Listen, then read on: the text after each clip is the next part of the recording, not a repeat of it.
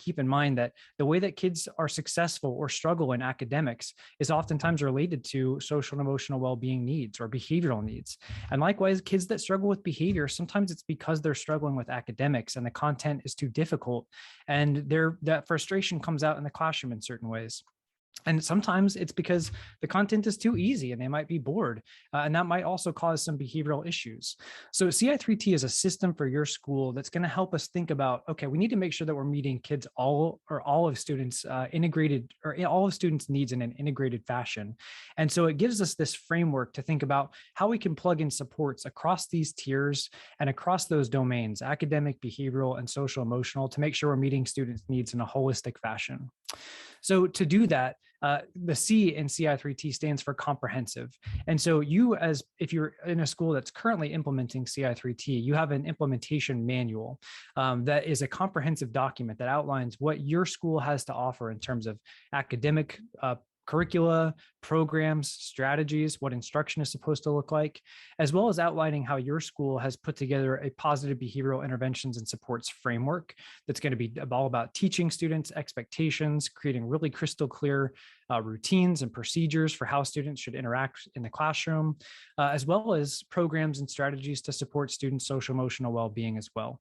So if you are in a school that's currently implementing CI3T, we would definitely encourage you to pull up your CI3T manual as you go through tonight, and maybe start making some connections and saying, okay, when we're talking about teaching expectations, where can I find information about that in my manual? And that might be helpful for kind of keeping all of this rooted in your school's specific plans to support students.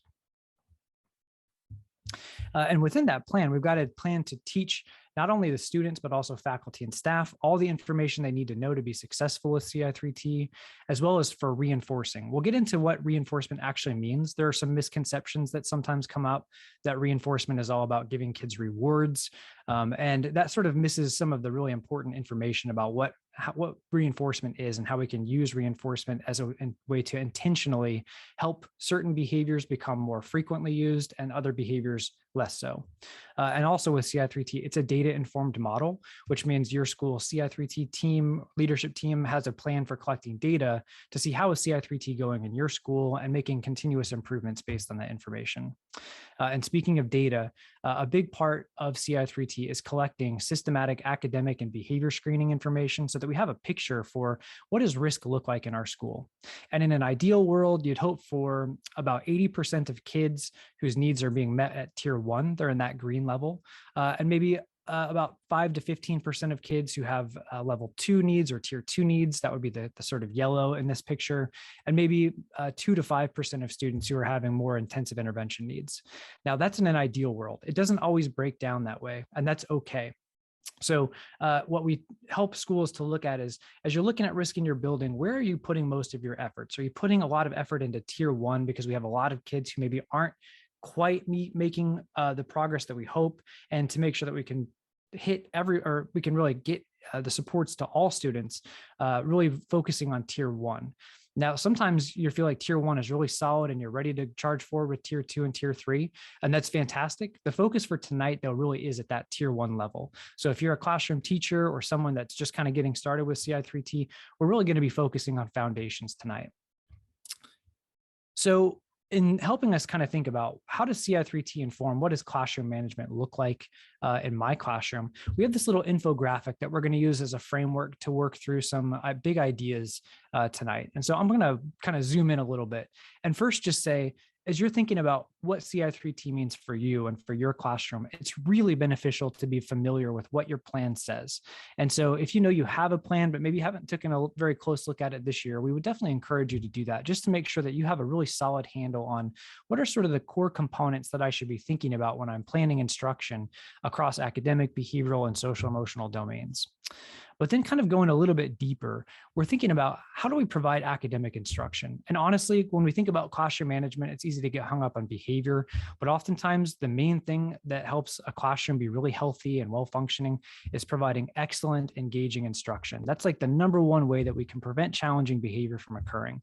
So tonight we're going to talk about some strategies that you can use to keep your instruction varied, and use strategies, what we call low intensity supports, that are extremely helpful for increasing engagement for students, and also by increasing engagement, just making it less likely that disruptive behaviors will occur. And then as we do think about the student behavior and how we can think about classroom management in terms of being proactive to prevent certain problem behaviors from occurring and being reactive when challenges do occur, what should we do? It's helpful to think about particularly what are those pieces that we can put in place planfully that are going to make it less likely that challenges will occur. Some of those things are building a positive classroom climate, keeping your room arranged in such a way that's going to reduce maybe congestion and help kids keep physical space from each other, and also just having a high degree of organization is super helpful for preventing challenges. And a huge focus for tonight is going to be teaching expectations and teaching routines and procedures. So we're going to go deep into that in the next section coming up. And then later tonight, we'll also talk about how we can use a systematic approach for when problems occur, because I guarantee no matter how excellent your classroom is organized and how on point you are with teaching expectations, sometimes kids are going to have some struggles in the classroom. So it's really helpful to have a playbook in mind for what you're going to do when those challenges occur, to respectfully and with an instructive intent respond to student behavior in a way that's going to help them understand what they should be doing, while also making it less likely that that behavior will occur in the future. And then, of course, we do want to acknowledge that these are sort of the tier 1 components, and oftentimes there's still going to be students who are going to need more than that.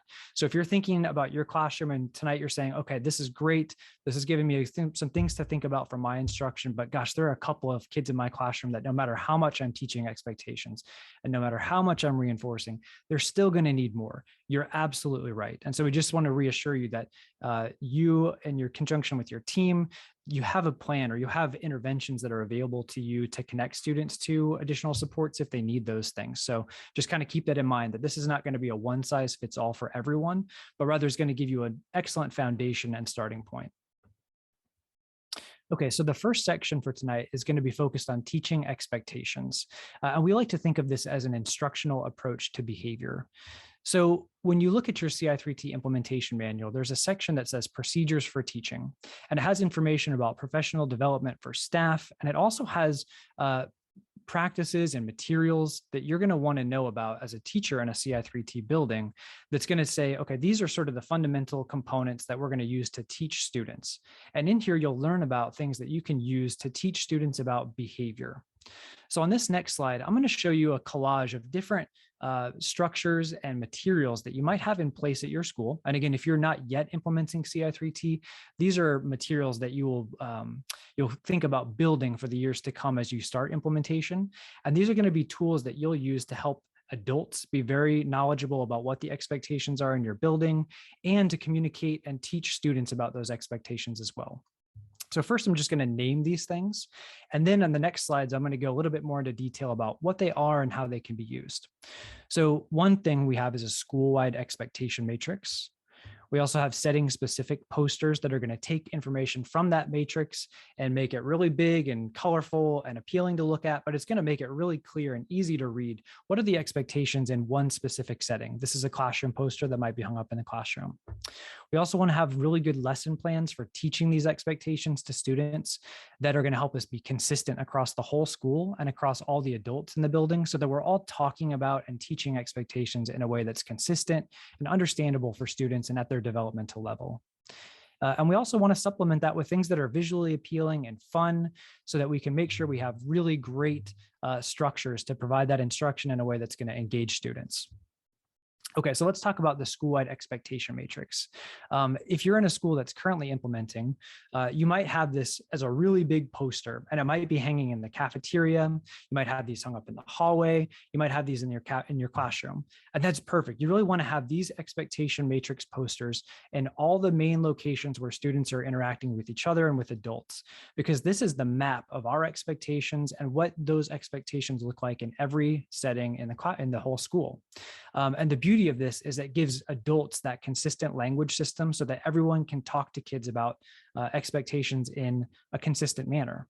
And so You might also say, this is kind of, there's a lot of words. It's kind of hard to read maybe. How useful is this really for teaching students about expectations? And that's an astute observation. So keep in mind that this poster is every bit as much for adults as it is for students, because what it's doing is it's giving every adult a visual reminder and something to reference, so that if they're in the cafeteria supporting students during lunch duty, or if they're in the hallway monitoring students as they're moving through the passing period, or if they're on the playground as a playground monitor, they have some place to go to reference these expectations, which is a great way to build consistency, which means that students are consistently hearing the same terminology and the same verbiage, and that consistency really adds up over time. So this teaching tool is really the main way that we can be consistent across everybody in the building as far as teaching expectations. And I do just want to point out that on the left of this poster, we have be respectful, be responsible, give best effort. Your school very likely has either these exact expectations, or maybe you have some different expectations. But these, when we say school-wide expectations, we're specifically referring to these sort of catchphrases, and most schools will have between 3 to 5 of those. And then you have rules and procedures that occur for each setting and for each expectation. And that's what's going to show up in these cells. So as we're talking about teaching expectations, I want you to keep in mind your students. And I want you to think about, if you went up to one of your kids and said, can you tell me what our 3 school-wide expectations are? What kind of response you might get from them? Because as we're thinking about instruction and thinking about like formative assessment, that's sort of the benchmark that we're shooting for, is that if I walked up to any random student in your school and asked them that question, what are our school-wide expectations? You would want them to be able to tell you that off the top of their head, no problem, because they're hearing about it every day and it's built into instruction. And it's posted in all those settings. And this is going to be kind of part of our school-wide culture and our school-wide routines. And not like a broken record, but like fun and enthusiastic. And like, this is who we are. Who are we? We are respectful. We are responsible. We give best effort. And that way it's sort of really ingrained in all students' minds. It's funny. There's a little data collection tool that we work with some schools to collect information about how well students actually know these expectations. It's called the Tiered Fidelity Inventory. And there are these little brief interviews where you walk up to a student and say, hey, can you tell me what the 3 school-wide expectations are here? And some kids, they just know it. They'll just tell you, be respectful, be responsible, give best effort. And others, I swear, they put their hand on their heart and they start reciting the Pledge of Allegiance. And it's like, you kind of get some interesting information here about how kids think about expectations, or other kids will say like, be nice, raise your hand. But you really want to make sure everybody's on the same page about these 3 to 5 hallmark words that we're using to represent how we can be successful at school. Okay, and then to make that a little bit more digestible and easier for students to read, these setting-specific posters are a great tool that's going to take information from that matrix and just make it really specific for the setting where we're in or where we're at. So in the classroom, hopefully you have that matrix posted, but you also have a classroom poster. And this is something that you can reference during instruction, during transitions, while you're explaining assignments, or while you're explaining directions. And this is one of the ways that we can help students always be attuned to what those school-wide expectations are, because they're just right there in our visual field. And it's yet another way that we can kind of build these expectations into our school-wide culture. And if you're working with younger students, you might even think about how to supplement this with pictures that are helping to cue students in. You might not have a picture for every routine and procedure, but you might have something that represents each of the school-wide expectations. And as students are learning the literacy skills, you might actually link those skills back to these posters because it kind of gives that nice environmental print that you're teaching students to recognize. And again, that's just another way that we can weave this into our classroom culture to make sure that we have a really positive and clearly articulated expectations for our students. Okay, and now we get kind of into instruction. And we're going to talk about how to teach expectations. And I want you to think about maybe lesson plans where your main instructional goal is to teach these expectations for a specific setting. Maybe you're teaching your Lincoln Lion Pride expectations for the classroom. This is a routine that's going to happen at the beginning of every single school year, and it's probably going to be repeated a couple times throughout the year, where we know students may be transitioning in and out of school, like maybe like right before Christmas break and right after Christmas break, maybe right before spring break and right after spring break, and really bringing everybody back together and making sure that we're going over and teaching and reteaching those expectations. That said, this little instructional format that we're going to go over here, this isn't the only time that we're going to be teaching expectations. We're actually going to embed these words, these expectations and reminders about what that looks like in the classroom into daily instruction every day, and probably multiple times per instructional block. We're going to be mentioning, or at least using, this vocabulary with our students. So Wendy, in just a few minutes, is going to talk about something called an integrated lesson plan. And a big part of that is being really mindful of making sure that I'm putting these words in front of my students every single day. Again, just to really ingrain that in their minds about what they need to do to be successful. So bringing us back though, at the beginning of the school year, this is a great time to give really good, detailed, explicit instruction on what expectations look like in the classroom. What do you need to do to be successful in my class, right? So this tell, show, do format is a great explicit instruction routine. I think most people are very familiar with this kind of instruction, but just to kind of explain what this would look like in terms of teaching behavior expectations. First, we want to make sure that we're telling students first. Before we start asking them questions about what they should be doing, we want to make sure that we've already told them, this is what you should be able to do, and this is why you should be able to do it. So what does it mean to be respectful? What does that word mean? And you're giving these examples that you would find in the matrix, like following directions, using kind words and actions. And again, for the littles, probably even explaining some other vocabulary within there, like about cooperation, personal space, potentially, and just making sure that we're really talking through those with great detail and always emphasizing why it's important, how it makes us be better friends, how it makes us be better learners, and how that impacts the classroom in a positive way. Because kids really respond to that. Arbitrary information, not so much, but if they know why they're doing it, they're more likely to tune into that. And then showing, so powerful, and not just for the littles, for everybody. It helps to see what that looks like. So as we talk through and teach those expectations, always giving models of examples and non-examples. One thing to think about with non-examples, you want to probably use adults to provide the non-examples, not students, because you don't want to accidentally have students give you non-examples and then make that look maybe like overly appealing, or accidentally teach kids those non-examples by having them practice them. So you yourself might act out those non-examples in sort of a kind of like over the top way, but always with the pre-correction that I'm going to first show you what not to do, then I'll show you what you should do. And then helping students to have conversations about hypothetical situations and engaging in that dialogue about, based on those examples and non-examples, how they understand that, how well they understand that, and can apply that to new situations. And then having fun activities to help students work through those expectations, maybe having them do some think, pair, share partner conversations, maybe having them draw pictures or make a writing assignment or some journaling to help them work through restating those expectations. Again, because you want to make sure that if you were to ask your students, what are our school-wide expectations? You want to make sure that they're primed and ready to tell you what they are. And so having them engage in activities to work through those is a really important part of this. And then practice and follow through, giving opportunities to practice. And this is a great way to incorporate games and other ways to make this really engaging and fun, to demonstrate expectations, practice them in hypothetical situations. And then incidental teaching is basically saying when situations come up, using those as instructional moments to maybe pre-correct or recorrect student behaviors, to recorrect them back to those expectations.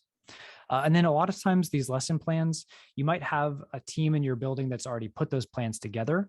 So if you have those plans, maybe time to dig those out, make sure you know where to find them and can come back to those throughout the year. If you don't have them, that's also fine. You might see if there's a team in your building that could work on creating those lesson plans, again, to give that consistent structure to teach those expectations throughout the school. And having some visuals that go along with that is a really helpful way to make that engaging, and also particularly for younger students, make that something that's really accessible to them.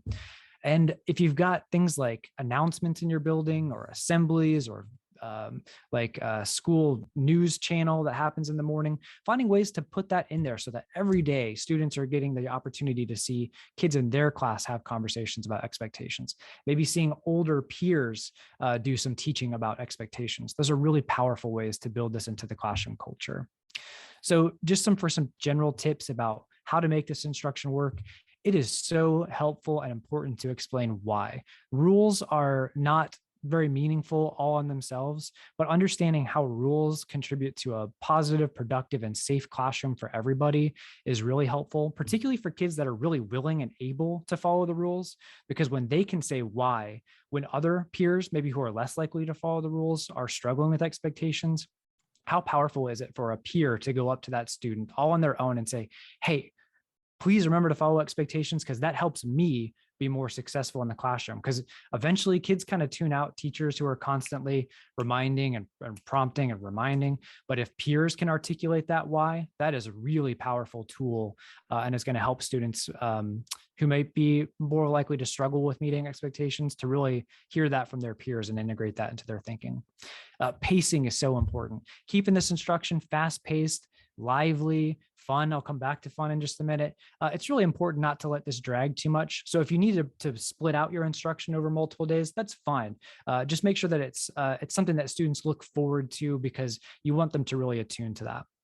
And then having active student participation. There's so many different ways that you can do this. I mentioned like think, pair, share, which is a way to have students have opportunities to respond in the classroom, and not just like one student raising their hand and answering at a time, but rather like everybody getting the chance to have a conversation with a shoulder partner or face partner. That's helpful. And there are other ways that we can build in these low intensity strategies, which you'll hear more about in just a few minutes, like instructional choice, that can also help these lessons be very engaging.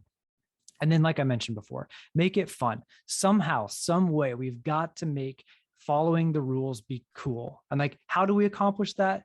That's where we get to be creative teachers and figure out for my kids, what's going to make them tune into this. And I felt like when I was teaching, sometimes I straight up had to like stand on the table and do a song and dance for the most important part of my instruction. When I was teaching kids to read or teaching kids how to work through like word problems, like when I needed kids to really tune in, I know I had to tune up my enthusiasm and find some way to get eyes on me, paying attention, wheels are moving. So whatever we need you to do to make this instruction fun, that is what we've got to do. So when we go to breakout rooms later, if you've got some things that you've done that have been really successful, it would be awesome to share those ideas with your peers, because everybody here is probably looking for ways to make expectation instruction really, truly engaging and fun. So definitely keep that in mind. So low intensity strategies, I mentioned, there are 7 strategies that have pretty good evidence to suggest that if you use these, students will be more likely to be engaged and less likely to engage in disruptive behavior. And when I heard about that first, I was like, tell me what those are. Let me get a tattoo of them on my arm. You probably don't have to go that far, but these blue boxes over here on the screen: opportunities to respond, behavior-specific praise, active supervision, instructional feedback, high P requests, pre-correction, and instructional choice. You don't have to remember all those. If you've ever seen ci3t.org, we have tons of great resources to help you learn these, which we'll talk about later. But these are things that we want to build into our instruction, and we'll give you some chances to look at those resources in just a bit. Okay, so you heard from me a little bit about teaching expectations, and now we're going to think about how using those low intensity strategies is a really powerful way for making engaging instruction and for preventing challenges in the classroom. And to think about how those strategies can be embedded into instruction, Wendy's going to talk to us in just a minute about the integrated lesson plan, which is a way for us to plan how to use these strategies. But before we do that, I mentioned before on the website, ci3t.org, there's a tab called Professional Learning. If you click that, you're going to find at the bottom of that page, you have to scroll down away, these blue accordion files. And these are powerful interventions that you can use in your classroom, many of which can be used as tier 1, such as behavior-specific praise, instructional choice. And if you were to click on one of those accordions, you would find a whole host of resources that you can use to learn more about that strategy. There are videos, there are checklists to help you get up and running with using those strategies. So if that if that intrigued you at all, we would really encourage you to check some of those resources out tonight or at your leisure to learn more about how to use those. So I'm going to turn it over to Wendy to talk about integrated lesson planning. Thanks, Mark, for setting up this so nicely. I appreciate that. The integrated lesson plan works as a companion with the lessons that Mark was just describing. So when you're teaching your expectations to all of your students, then you want to think about how do we embed those within our school day and across time and in multiple authentic experiences. So once students have those opportunities to learn their expectations across all the settings and have regular instruction in their social emotional curriculum, that is key to do that pre-teaching first, then teachers can integrate those expectations with social skills throughout the academic curriculum. So for example, if a teacher is planning a collaborative math lesson, they would also consider what classroom expectations from your classroom expectation matrix would be particularly relevant to that lesson, and also what social skills that they previously learned that would support them in engaging in the learning activities that you have planned. So those low intensity strategies are used to facilitate student engagement as well. So we're going to take a look at this lesson plan template, but one of the things that we do want you to know is that we're not recommending that you require that your teachers use this template. So we want to really kind of put that warning out there.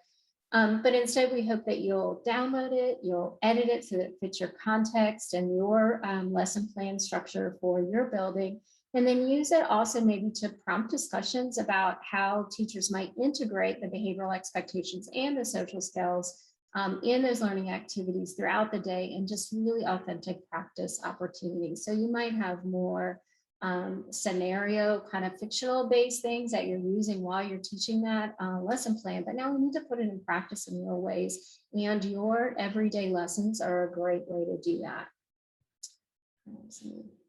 So here is our lesson plan. And you'll see, let's see, it's a 2-pager until you start to type in it. But you'll see this at the top of it, the topic and the standards. So that just like sets your expectation for where you're headed in your map. And then you'll see these separate spaces within the lesson. So first, we have the low intensity strategies listed across the top of this lesson with that sort of skinny column for you to be able to tag the places where you think that these strategies can be best used. We know that if they're in front of you all the time, they serve as a prompt for your thinking to make sure that you are integrating those. We know that those strategies are highly effective for keeping students engaged in your learning instruction. And then we move down here to these lesson objectives. So you'll see a space for each an objective for each of the 3 learning domains. And during the lesson, the teacher would then review that academic objective for this lesson, explain then how the social skill objective applies to their successfully engaging in the work that they're going to do, and then use one of those strategies like pre-correction to tell them the expectations on the matrix that are going to help them be so successful in this environment. And then in planning the lesson activity, teachers often begin with, I'm sorry, is that, okay, another noise. Teachers will often begin with an opening activity, and we recommend those because they allow for high engagement from the start of the lesson. So it lets students know that class has begun and that there is something for them to do and stay engaged with. It shows them the importance of arriving on time because this activity is there and waiting for them. And it also allows the teacher a little bit of buffer to get some of those logistics done or speak to students specifically while students are not waiting around and allowing an opportunity for some kind of misbehaviors to occur. This is a great way for you to work in instructional choice.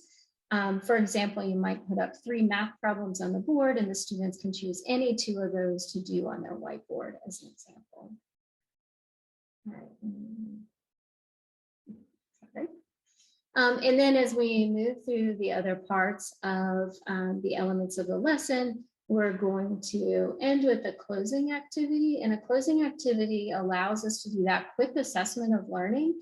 And it's a great time to use maybe opportunities to respond so that we have this quick pace review of what was learned in that day. And then the teacher has an opportunity to do a quick assessment that what he or she or they think was taught was actually taught during that time. And then at the bottom of the lesson plan, you'll see this teacher reflection space. And that is just a prompt for teachers to take a minute to think about their use of those low intensity strategies as they had planned for them to be used in that lesson. And then also just reflect on what were some of the successes of the lesson, and then what were some of the refinements for the future lessons. Okay. So that section sort of wraps up like how we think about teaching, and we hope that you see those connections between what Mark was talking about and teaching in more isolated ways to bring that in that more integrated approach to that silo. We know that teaching 30 minutes of your social skills program one time a day or one time a week is not going to be sufficient to allow the opportunities and feedback that students need in order to really practice those skills. And I keep saying in authentic ways, but that's really what we want. We want them engaging with their peers around these learning experiences to be able to continue to provide feedback and support and strengthen those skills. So now, once we've taught the expectations and we provide those multiple practice opportunities, we then have to consider the role of reinforcement to support students in meeting those school-wide expectations and learning objectives that we have. So just like Mark showed you the procedures for teaching, in your CI3T plan, you will have a section for procedures for reinforcing. The implementation manual that you have on your CI3T school really details those procedures for each of the stakeholders. And in this case, specifically, we're focused on students.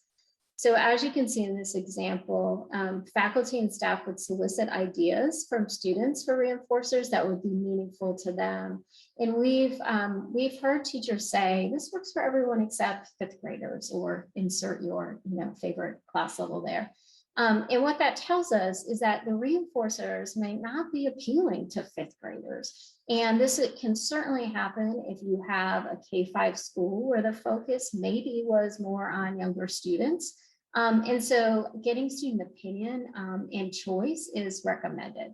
So some schools would do this through a student survey, and others discuss this during like a homeroom or more meeting time where students can generate ideas of things that might be meaningful to them. And also, we want to make sure that you keep in mind that these reinforcers are contingent upon earning your school-wide PBIS tickets. So your PBIS ticket is the mechanism. I like to think about it as like the currency of your school. When students meet expectation, they receive PBIS tickets, and then they can engage in different activities that are meaningful for them. Okay. So when we talk about reinforcement and behavior, as Mark was mentioning, we're not really referring to sort of this earning of prizes. Instead, we're really talking about the practice that is grounded in the science of applied behavior analysis to, let me see if I can make this work. Oops. Back up. Okay, there we go. Okay, sorry about that. My animation skills need a little work. Now we're really talking about how we're strengthening these student skills, right? We're strengthening the use of these expected behaviors through the practice of reinforcement. So we're going to level set with a few definitions so that we're all on the same page about what this means. So reinforcement is the action of strengthening or encouraging something, and that something in this case is your expectations. And then it's also important in the science of ABA, it tells us that reinforcement affects the future of those behaviors. So we want to increase the use of the behavioral expectations that we have for students. Generally, behavior includes everything that we do. So it includes academic demonstrations, such as reading aloud, solving math problems, as well as manipulating learning materials and expressing our feelings and emotions. And these occur in social settings often, and also when we're alone. So it's important to keep in mind that behavior serves a purpose, and the purpose is communication with others. So through reinforcement, children learn how their behavior functions to communicate and get their needs met. The way we respond to others lets us know how we should act in the future. So with this little one, or littles, as you can, as Mark would say, he was previously taught that crying was the way to get a cookie. And you can picture that scenario, right? Your child cries, you give them a cookie, they stop crying, all is good in the world. And so we need to really think about what we are teaching students through our response. So this is a picture of a function matrix, and it helps us think about the different categories of reinforcement. So the function of behavior is to either access or avoid something, and those somethings are attention, activities, intangibles, or sensory experiences. And when we think about the communicative intent of behavior, and the purpose that it serves, it's easy then not to think about behavior as good or bad, because we're thinking about it as communication and trying to understand what students are telling us through their behavior. Although we do acknowledge certainly that some behaviors are harmful, such as self-injurious behaviors and aggression. Even though they are still communicating a need, we just need to figure it out a little bit faster.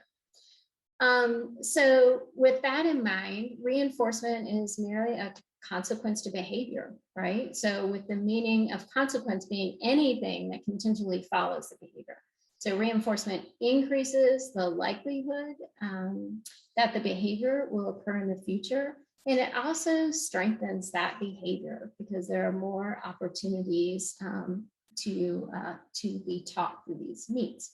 So we want to make sure that we are using it to promote the expected behaviors that we want students to demonstrate.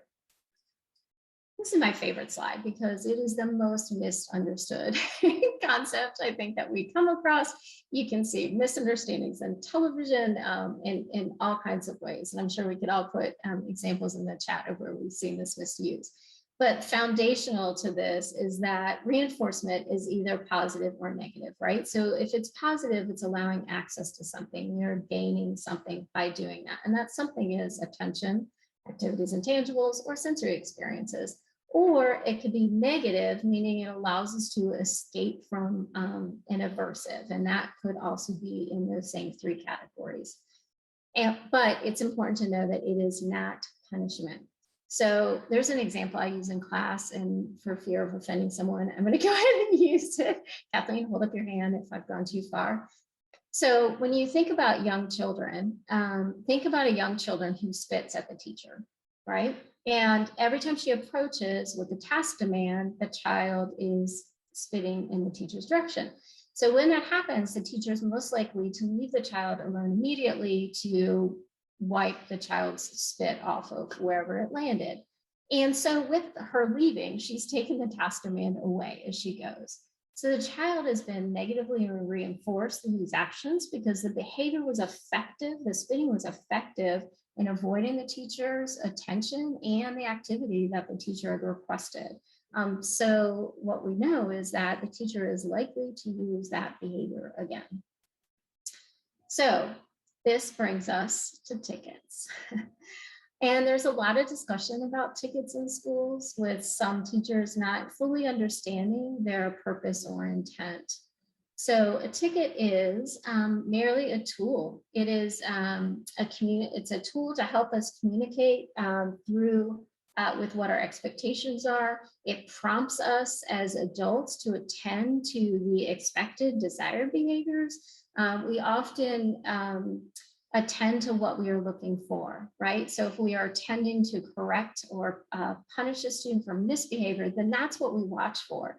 And if we can shift our thinking to looking for the behaviors that we expect and reinforcing those through the use of our PBIS tickets, then we're more likely to watch for and attend to those situations.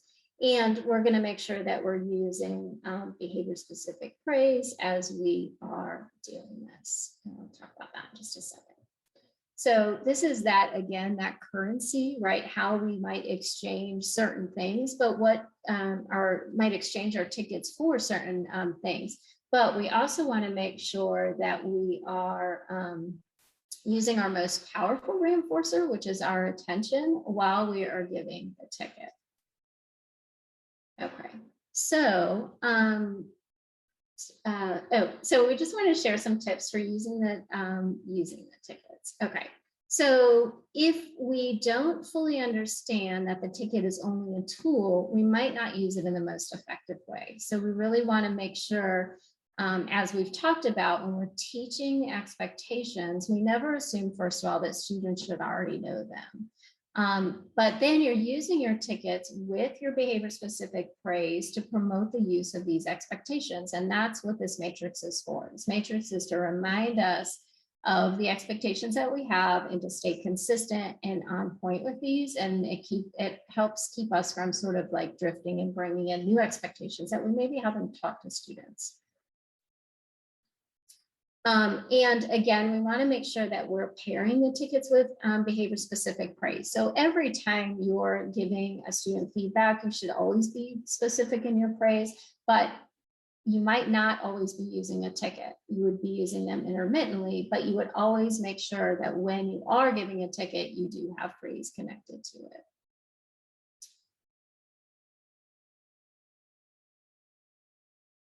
Okay. And also, I think this goes sort of well with the next one. Ooh. Okay.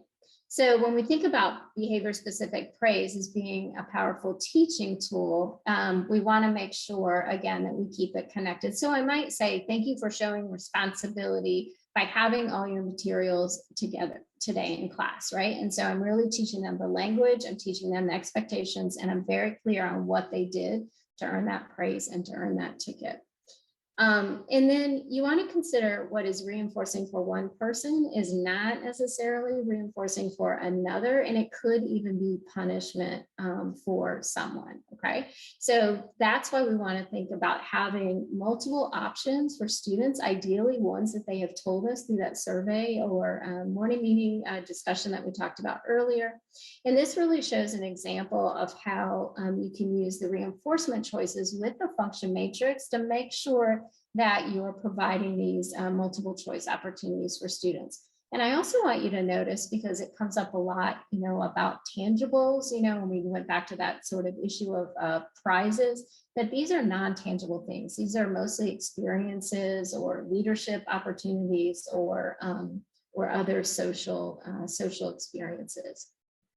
And this is another way for where one school who used complete non-tangible reinforcers allowed students to use their tickets to cash them in, maybe for a nice note home or to read a book to another class. Again, not things that cost money. So if we think about kids that just want stuff, we're not building that in when we're using non-tangibles. Okay, so here are some other ticket tips. Teachers always want to know, how many tickets should I be giving? They want to, count them and organize them. So the rule of thumb is that you should be using 4 positive praise statements, behavior specific praise, for every 1 correction that you do. So it depends on, how many opportunities there are to use that. But if you keep that ratio in mind, it's a really good rule of thumb.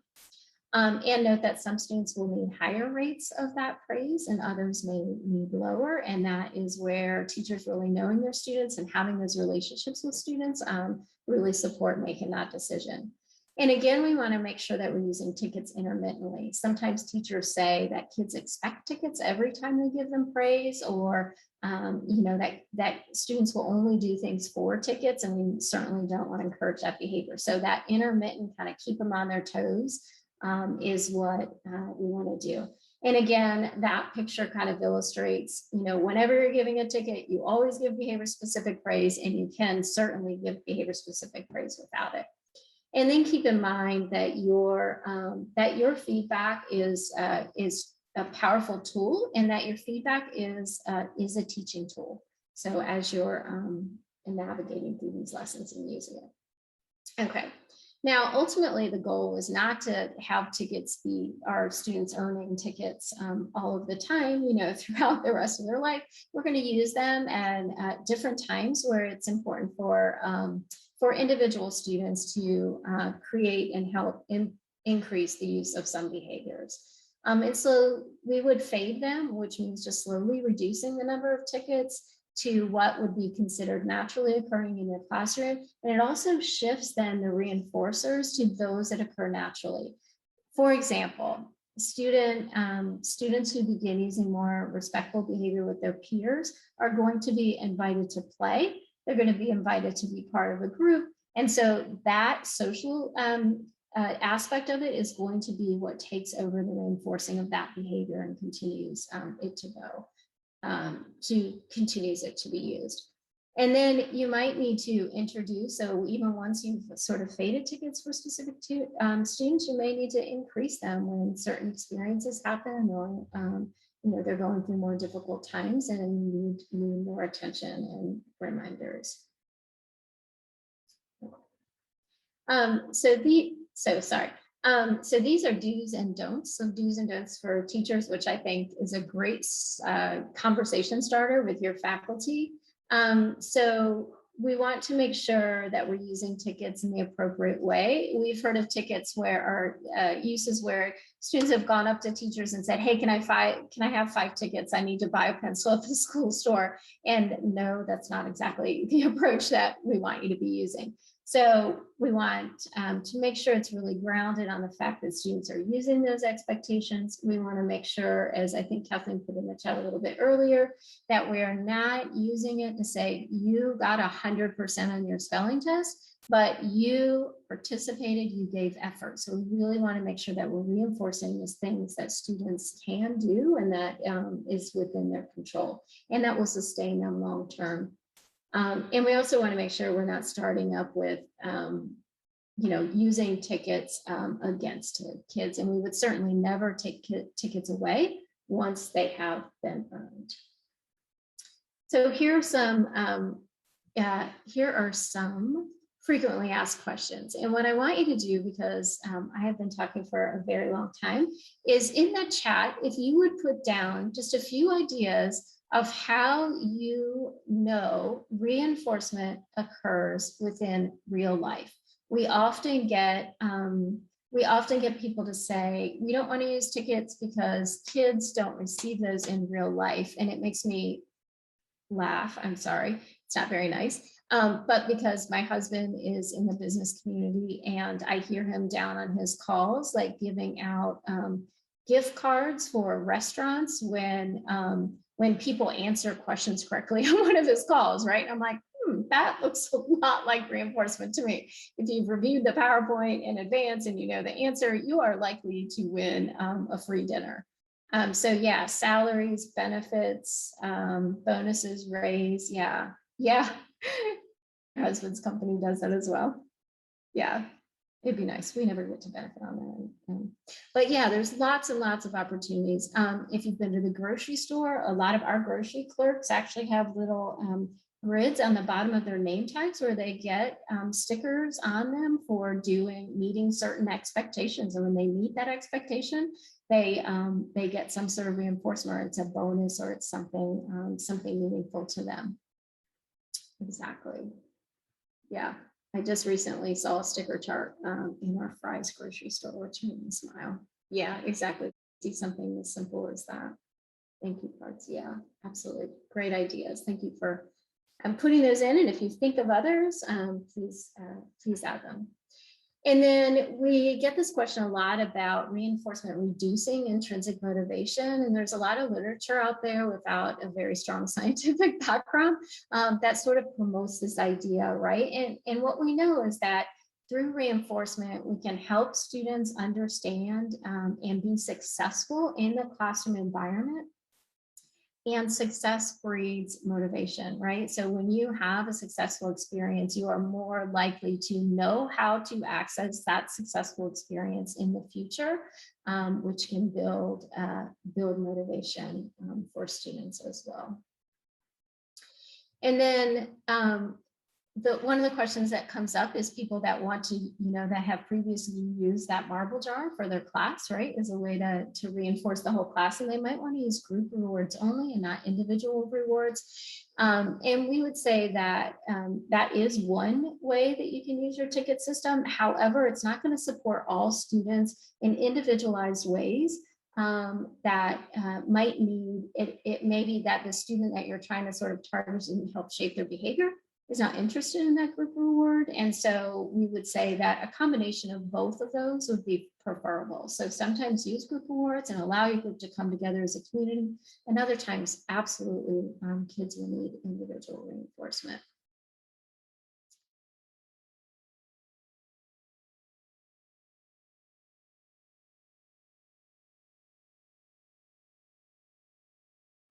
I'm so truly thankful to have so many people here tonight and really thinking about teaching and reinforcing, because when we're in situations like some of us are in right now, it can feel like behavior is packing a punch in a building. And we think about responding to challenging behavior, we honestly cannot have that conversation without first thinking about what is taking place at tier one and looking at your data. So when you saw that those sets of triangles that Mark took a look at the very beginning, everything that you're doing with CI3T ideally is data informed. So when you are approaching any start to the school year, any resetting of expectations, our strong encouragement is to start by taking a look at what is. And I love the fact that many people on this call, beyond just, there's wonderful people in and other places as well that are already screening. And so you have access to reliable, valid information that's going to give you an accurate snapshot of what you're managing in your building. The problem with relying solely on things like office discipline referrals is that oftentimes those data are not as reliable as these screenings that you're using. And so when you are looking at your data and thinking about like, what are we going to do right now to prevent challenging behaviors from happening and then respond within the system, we'd love for you to start with your data and look at how things were in place relative to pre-pandemic time. So take a peek at those data and then do exactly what Mark and what Wendy were suggesting, is reset by making sure that you have that plan for teaching expectations and having a clear plan for reinforcement. And for all the reasons that Wendy mentioned, oftentimes reinforcement falls by the wayside or is often misunderstood. So some of those slides that you looked at tonight that she was sharing with you about how you can get in the way of misinformation and do education, we want to make sure that this whole thing is happening in an integrated way. When you've set those expectations, and I invite everybody to remember that during your building process, when you were putting your CI3T whole plan together, the group of people that gave input on that plan was more than just your CI3T leadership team. You actually surveyed every single adult in your building to find out what they thought kids needed to know to be successful in classrooms, in hallways, during instruction, during non-instructional times, like on the bus, in the cafeteria. And so you got input from every single adult. And then that group, your CI3T leadership team at that time, included your principal. It included general educator, a special educator. It included somebody like a school psychologist or a social worker and a parent. So related to your equity work, you have gleaned information from multiple stakeholder groups to build what you want that platform to be like. And it's not about coercion. It's not about forcing kids to do things. You're teaching those expectations to level the playing fields for every single kid. And as Wendy walked us through, what is reinforcement is you're simply recognizing the behaviors that you want to see more of in those situations. And we're going to continue to do that until such time that kids like begin to solicit what's called naturally occurring reinforcement. It feels awesome to get your work done on time, to have your teacher greet you at the door, have things feel comfortable in the classroom, to watch your own learning. So as you're thinking about all those things, those are never going to go away. And when we think about actually responding when the wheels fall off the bus, that is done in partnership with that prevention focus.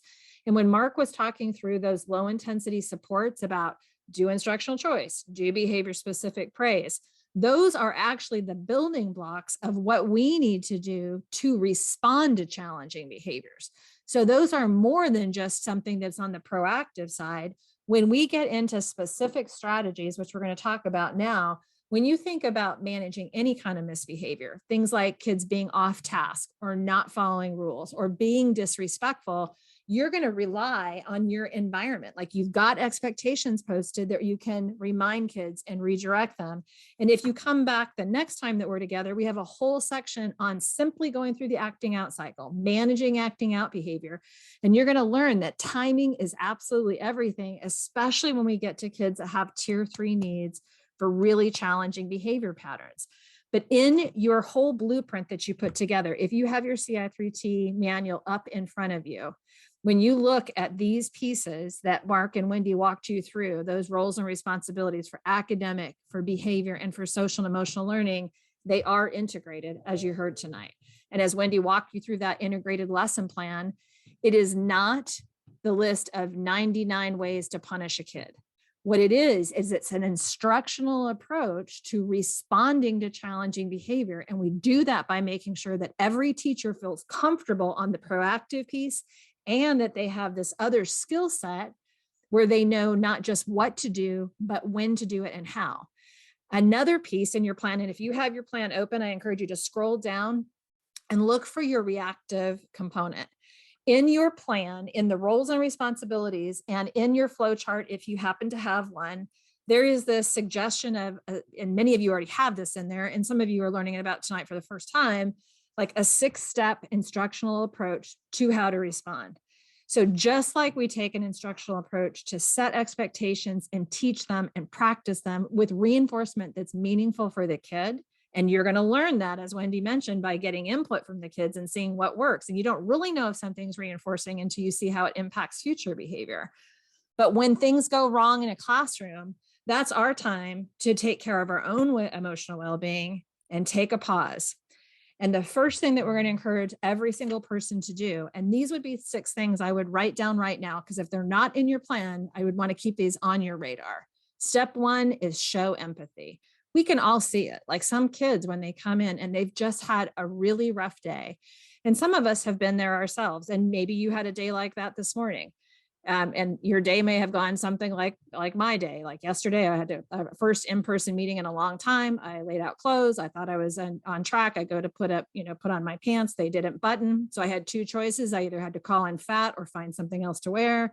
So I was a little bit, behind schedule, had to find something different. And all those things lead up to like not being your personal best in that moment. So you're going to have some kids that, despite your very best effort for being clear and being kind and having expectations, something's going to happen that's removed in time and place that's going to trigger some misbehavior for them.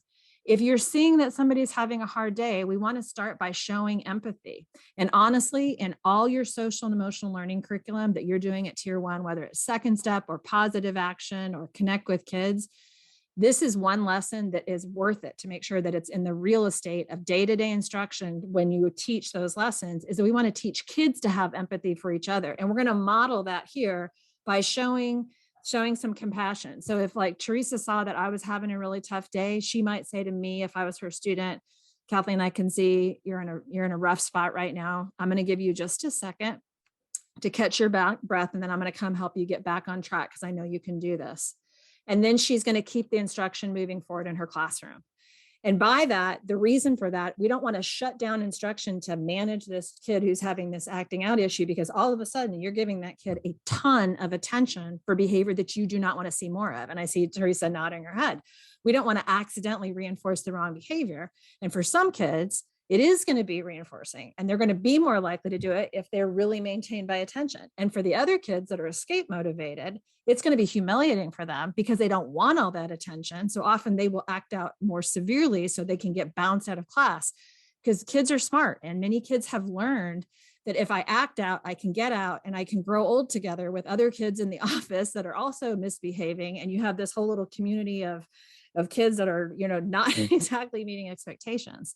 So step 1, we're going to show empathy. We're going to step 2, keep instruction moving forward. And as we are going forward with instruction, we're going to stay calm ourselves and check ourselves and take that moment to recognize other kids that are meeting expectations. And you heard Mark say it at the beginning. We want to create environments that are literally joyful, like places that kids want to be. So we have to be sincere in how we're giving that behavior specific praise and doing the recognizing. And that's when you're going to use those tickets in the way that Wendy was talking about. We're going to do them casually and comfortably. I appreciate you being here. Thanks so much, Art, for getting started. And I'm going to recognize the kids that are meeting expectations. And then I'm going to go back and give this kid a redirect. And so at that point, like if Katie Austin was my teacher, she might come back to me at that point and say, hey, Kathleen, I'd love to help you get started. We're going to get started on this first part. I'd like you just to focus on the first 2 problems on your assignment. And as soon as you get those done, you raise your hand and I'll be right back. So you're restating the expectation, you're redirecting for what they need to do. And she's not going to hover over me until I get it done. She's going to actually walk away for a second, give me a moment to get back and get redirected, because it's really tough when kids do start misbehaving. If we're not careful, all of a sudden we're in an argument with a 10-year-old or a 16-year-old. And in that moment, it feels like stakes are high and you feel like, oh my gosh, I got to win this argument. And then you have to take a step back and remember, I'm the one that gets the paycheck, right? I'm the one with the teaching credential. I'm the one that's coming as the adult in the building. So I do want to give them time and space. And then as soon as they're back on track, then we recognize that child, high five, etc. But you want to make sure that we're recognizing them when they do get back on track. And in your plan, this might be another thing that as you're resetting, and welcome, we're super glad you're here. As you're resetting and thinking about this year right now, you've taught your expectations. And I got a chance to hear one of the breakout rooms that you guys are doing a great job of teaching it and keeping it in front of people. This might also be the time to reset with educators, everybody, not just classified staff, but certified staff as well, that for all of us as adults, we're going to not just teach, we're not going to just reinforce, we're also going to be prepared to respond respectfully when things get tough. And as you look at your reactive plan, in addition to having that instructional approach for responding to challenging behavior, we also have to have a clear path on what's going to happen if it doesn't get back on track. Like what, and this is important, especially as educators, we want to make sure we are clear to each other about what you can expect. Because there have been times, like if a kid didn't come back crying from the office, somebody might think nothing happened there. Why is the kid back in my class and why are they not upset? And I'm watching Howard laugh, and I know he's dealt with that as a principal in the past. So we need to get on the same page to say that everybody's focused on this instruction for minor offenses and for major offenses. So we want to make sure that what counts as a minor, what counts as a major, and what that path of responding is also made transparent. So in your CI3T implementation materials, if you are people that have them, I would encourage you to check that out at one of your team meetings and really think about, what are we? How did we commit to responding to challenging behavior? And what do we mean by those infractions? And you can find great examples on our website as well if you're brand new to this idea. And if this intrigues you, the idea about really learning an instructional path to responding, the next time that we're together in February, this is the whole deal. This is all we're going to do next time is walk through 1 tier 3 support for kids that are screening in as having tier 3 needs for this really challenging behavior. And one of the things that you'll learn, in addition to the importance of empathy and moving instructional, instruction forward, is that timing is everything. Like knowing when to use instructional choice is key. If you've got a kid who's already accelerated and agitated, that is not the time to say, hey, let's make a good choice. They're not in a space where they can hear you anymore. It's just going to further ignite the child. The other thing we want to think carefully about as we're thinking about responding to challenging behaviors, we have work to do in the moment. And we also have work to do to connect that child to additional supports. If your data are looking like, man, I got 75 to 80% of my entire school is in pretty good shape, but I've got this pocket of kids that are really struggling, that is the time that we want to make sure every teacher feels comfortable opening up their CI3T manual or scrolling down if it's digitally, and they might be thinking about, what can I do to support this kid because it doesn't look like tier 1 is enough. And we want to clear up some misconceptions. You don't have to wait for this to become a team meeting or go to a pre-referral intervention process. You have those tier 2 and tier 3 supports that are already listed in your CI3T implementation manual. So if you've got kids that are currently needing more than tier 1 has to offer, then you've got a listing of what those possibilities might be. So like Julie might look at her data and she might say, man, Kathleen is still like in this winter time point that's coming in. She might think, dang, Kathleen is still really struggling. She's showing us having tier 2 need for both internalizing and externalizing. And, it kind of sucks, but she's here every single day. So attendance is not the issue, but I need to know what to do to support her in being engaged. So she might look at this list for me and think, I've already done instructional choice in these things. So she might connect me to a self-monitoring intervention to help build my self-regulation skills, to help me stay more engaged during instructional blocks. That might be my customized support. It doesn't mean that I necessarily have to leave the classroom or go to a small group. Many of these tier 2s can be integrated right into the daily fabric of our instruction. And when Wendy was walking through that integrated lesson plan, we can even be thinking about, like, strategically, if I've got a kid that has this tier 2 support, when in my lesson plan for my general group of kids that I'm working with, when might I need to prompt Kathleen to pull out our self-monitoring sheet, because you might just do that with me for just during English and language arts. So we want to do the same as well when we start to think about tier 2. Maybe this is another time that we can start to think about actionable items right now on how to move forward with kids that have tier 2 needs, despite tier 1 efforts being in place. A couple things to keep in mind. Tier 2 is not a person. It is the thing that the person does. And ideally, and I see Jen smiling because I think that is a common misperception. And sometimes when people are building these integrated systems, they think, oh, I need a whole army of people to do all this. It's strategic, it's timing. You don't need 90,000 interventions. You need a few effective evidence-based interventions that work. And so when you think about what's already committed to in your building, in your district, like what's in their wheelhouse, go check out your tier 2 grids.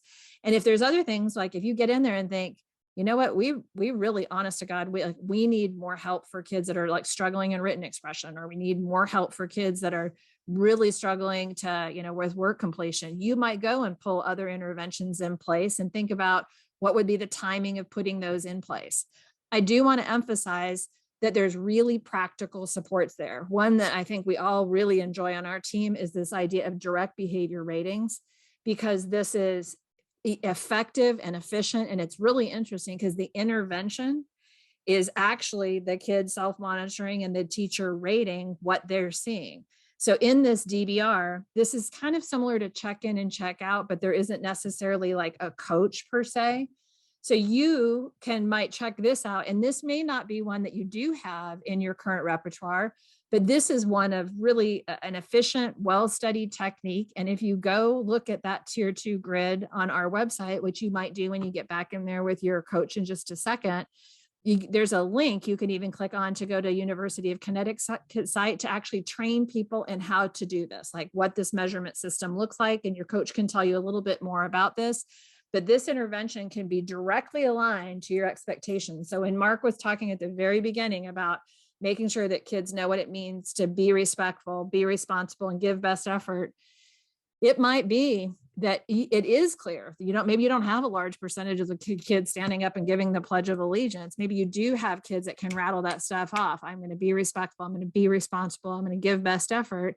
And it might be that you've got about 10 to 15% of your kids who do need more than tier 1 has to offer. So you want to lean on things that you already have.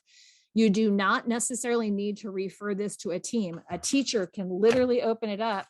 And part of your equity work is making sure that every kid in your building has equal access to the support that they need. And I really want that to soak in for a second for you, that they have equal access to the support that they need. So it is critical, if you're screening, that you look at those screening data. You're going to look at them in fall. You're going to look at them in winter. You're going to look at them in spring and think about what's happening for this school as a whole. Is it a tier 1 issue? Or is it something like, if I unpackage my class, maybe I need to make an adjustment. Maybe I need to do more pre-correcting with my expectations, or maybe I need to adjust my rates of behavior specific praise, or maybe that is all in check. And then I might start with something like this. And still other cases, there will, even with all that in place, there's going to be some kids that have tier 3 needs specifically for this integrated approach to really facilitating positive and productive behavior. So something like a functional assessment-based intervention, where you got to figure out what's the main behavior that if I could change this one thing for kids, it would unlock other experiences for them. And in this approach, we're going to encourage you not to target like elopement, like kids running away, or aggression. We're going to encourage you to work earlier in the acting out cycle. So rather than waiting for Mark Buckman to explode because somebody asked him to do intro slides without any notification today, sorry about that, Mark. Instead of him blowing up and waiting for like aggression to happen, you might look for earlier signs of agitation, and that's what you start to focus on. Or even earlier, you might think about, if I could support kids in staying engaged, then presumably they're not off task and doing other things. So in these tier 2 and tier 3 supports, we want you to know that some are more detailed than others on our website. And there's plenty of other places. There's pbis.org, there's What Works Clearinghouse, there's wonderful interventions on the intensive intervention website. But you're going to want to take a second, and when you go into this next conversation, to think about what resources are available to me as educators. And I want to remind you, families were involved in the building process of the entire CI3T blueprint. And one thing that is also important for us to consider is how do we communicate what's happening with CI3T in the building to our families? And then you might also consider making a library of resources to families so that you can empower parents with some of these same low intensity supports, things like teaching a parent how to help set expectations for like key hot points. I know Nelson's got 2 little ones at home. So you think about the bumpiness of times that, usually it's like, bedtime, bath time, shutdown routines, or in my case, my kids are all grown and gone now, but I remember getting my kids out the door felt like the first third of my life. I felt like I'd run a marathon by that time. It's like shoes, socks, hair, potty, teeth, get in the car, and I want to get on the road in such and such time. So you might choose to look at some of these resources when you get into your group to think about what's available for families. And hear me clearly, we're not telling families what to do, but we will absolutely have families members that reach out to say, life is feeling pretty chaotic in my home right now. And so we have this infographic that can help you if you want to help them build schedules, help them build expectations, and then get engaged with some of these low intensity supports. Like I can do choice at home. If you've ever helped a kid get dressed in the morning, you probably have, if you've had a daughter like mine, like you've had, kids that are really independent, want to do their own thing. So usually kind of set some parameters around that. Like you might lay out a couple outfits or a couple skirts or a couple pairs of pants and a couple shirts, and we let them choose things. And part of choosing, going back to Wendy's part about building intrinsic motivation for kids, this whole thing about building in choice, not just in the classroom, but in the families, in the home situation, very important to building self-determined behavior. We constantly tell kids, make good choices, but if we don't bake those choices into the school day, they don't get enough opportunity to practice. So when Wendy was talking about that integrated lesson plan, you can build choices into the starter activity. You can build them into an independent activity. You can build them into a closing activity. And we want to show families how to do the same. We also received wonderful feedback from many of you that said, this is great, but I don't have time to even read those 2 pages. For that love of God, make a picture, give me a 30-second video, give me a 2-minute video. And so we have been. And the other feedback we received from people, especially during the COVID era, has been that, of course, not every family is accessing print in English. So you'll see many of the resources have been translated for families on our website into the same content, but also translated for those that are accessing print and speaking Spanish. And when you think about everything that you're doing right now, you have a system in place, or you are considering building system, or you have pieces of this. And we want to make sure that we're thinking about 3 things right now. We want to make sure that we are doing things that are worth your time. So when I look at Mitchell and the 90 million things he's got going on tonight, he's here. He's making an investment in this time to figure out what works for my kids that I need to do in my building. We want to make sure that on these resources, you can go in and think about, all right, what do I have in place? What's the level that I'm looking for support on? Is it tier 1? Is it tier 2? Is it tier 3? And so as you are thinking about the reach of CI3T, when Katie did that little activity at the beginning to say, where are you from? Know that this is not an idiosyncratic thing, just idiosyncratic to Lawrence, Kansas. This is in a much bigger frame. You've got people across the country that are on the same page with you. They are thinking about building integrated systems. They are thinking about kids' social and emotional well-being. Everybody is worried, not just about getting kids to address learning loss, which is important. We're not going to do that by ignoring kids' social and emotional well-being. And many people like yourselves are already screening. They're using academic data. They're using behavior screening data to see where I can move forward in supporting. And if we really want to think about empowering educators and families to manage challenging behaviors, we must first build a base that makes it okay for every single kid to get instruction at tier 1, so that every single kid, when they suit up and they show up and they invest their time with us, that we're teaching it. And even if you don't love the curriculum that's been picked, if that's the ones you've got this year, teach with passion, teach with intensity, because kids need those skill sets right now. And when I think about the work that families are doing, I will say our research team got a ton of research from parents saying, I am not a teacher. And I praise God every day that I used to be able to send my kids to school, because they're saying, like, how am I supposed to do it all? I remember one time when my kids were really little going to my son's preschool, and the teacher had passed out little bags of chips. And I watched all these parents rush over to help their kids open the bag of chips. And I looked at the teacher and she just smiled. And I said, what are you thinking right now? She said, what I'm thinking is pinch, pinch, pull. And she taught every kid pinch, pinch, pull about how to open the bag of chips. She's like, it's just funny for me. She's like, I'm here alone all day with 17 of your kids or 20 of your kids. And they all know how to do this independently, but we want to rush in. And sometimes it's not exactly the support that the kid needs at the time. So as you jump into this last conversation for tonight, I'm going to invite you to spend a good 10-minute block thinking about, how are you doing in responding to challenging behaviors? When the wheels fall off the bus, do you feel like you've got that like instructional frame about showing empathy, moving instruction forward? How's that working for you? If you're in a place where you want to think about the gifts that you've been giving to your families and supporting them, are there resources that you think could be useful to share? So go enjoy each other's time. We'll meet back here in about 10 minutes. And again, have a great conversation, and we'll catch you back in about 10 minutes.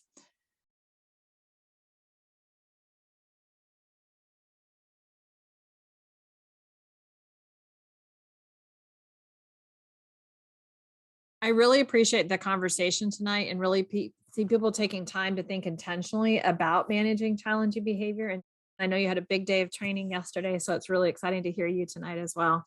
As we look ahead, one thing I want to keep on everybody's forefront is these resources are intended for you to go back and use. And I love that, has this whole crew here, and you have this great group of really committed educators, and there'll be other people in your building too, like parapros, custodians, like that you want to think about, like, or cafeteria workers, people that interact with kids. We want to make sure everybody feels like they've got the full set of skills that they need to navigate bumpiness with kids.